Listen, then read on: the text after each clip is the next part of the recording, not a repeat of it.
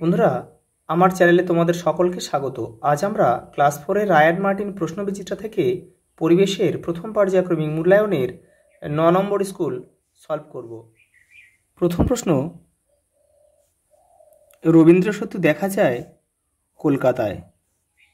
রবীন্দ্র সেতু মানে কিন্তু হাওড়া সেতু। সাঁতরাগাছি অবস্থিত হাওড়ায়। সাঁতরাগাছি থেকে একটা ঝিল রয়েছে। শূন্যস্থান পূরণ করো। কাশফুল হয় শরৎ ঋতুতে। বরফ হলো একটি কঠিন পদার্থ। জল ফুটে বাষ্প তৈরি হয়। পাখিদের শরীরের ভিতর বাতাস ভরা থলি আছে। ভারত মহাসাগরের বুকে ছোট্ট একটি দ্বীপ মরিশাস। ব্যাঙেদের খাবার হলো পোকামাকড়। বস্তু যা দিয়ে তৈরি তাকে আমরা পদার্থ বলি। যার কিছুটা ভর আছে, যে কিছুটা জায়গা নেয়, তাকে আমরা পদার্থ বলি। বাষ্প কথাটা থেকে ভাপ কথাটা এসেছে। দোআঁশ মাটি চাষের পক্ষে খুব উপযোগী। তিনেরটা, নিচের প্রশ্নগুলির কোনটি সত্য ও কোনটি মিথ্যা লেখো। ক, শীতকালে গরম জামাকাপড় পরা হয়, এটা সত্য। সাপের শিরদাঁড়া আছে, সত্য। হরিণ হলো একটি তৃণভোজী প্রাণী, সত্য। প্রশ্বাসের সময় আমরা কার্বন ডাই অক্সাইড গ্রহণ করি, এটা কিন্তু মিথ্যা। কেন, প্রশ্বাসের সময় আমরা অক্সিজেন গ্রহণ করি, O2 গ্রহণ করি।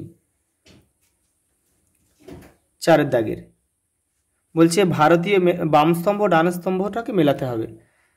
ভারতীয় সিংহ দেখা যায় গুজরাটের গির অরণ্যে, এখানে ক লিখতে হবে। এই যে কাঁটা গাছ ও উট দেখা যায় মরুভূমিতে, এখানে খ লিখতে হবে।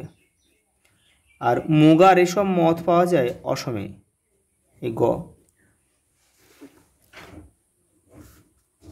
পরের প্রশ্ন 5 দাগের মান 1-এর, পদার্থ বলতে কি বোঝো। বস্তু যা দিয়ে তৈরি তাকে পদার্থ বলে। আমরা নিঃশ্বাসের সময় কোন গ্যাস ত্যাগ করি। CO2 বা carbon die oxide. Carbon die oxide. জীব বলতে কি বোঝো।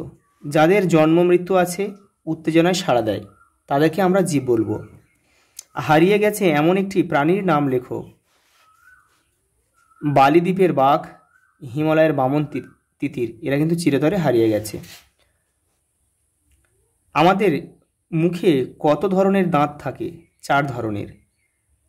গাছ শ্বাস নেওয়ার সময় কোন গ্যাস গ্রহণ করে।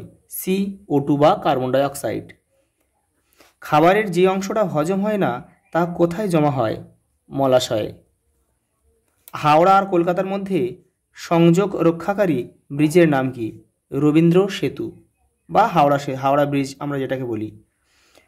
জলদাপাড়া জঙ্গলের মধ্যে দিয়ে কোন নদী বয়ে গেছে। তোরসা নদী। পরের প্রশ্ন, দাঁতের যত্ন কিভাবে নেওয়া হয় তা 3 থেকে 4টি বাক্যে লেখো।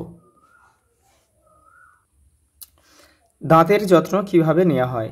প্রতিদিন সকালে ঘুম থেকে উঠে ব্রাশ করতে হবে। খাওয়ার পর ভালো করে কুলকুচি করতে হবে, যাতে খাবারের কোনো টুকরো যেন দাঁতের মধ্যে আটকে না থাকে। রাতে খাওয়ার পর আমাদের ব্রাশ করার অভ্যাস গড়ে তুলতে হবে। টিকা লেখো, প্রশ্বাস ও নিঃশ্বাস। প্রাণীর O2 বা অক্সিজেন গ্রহণকে প্রশ্বাস বলে ও CO2 বা কার্বন ডাই অক্সাইড ত্যাগকে নিঃশ্বাস বলে। আজ এই পর্যন্ত, দেখা হবে পরের ভিডিওতে।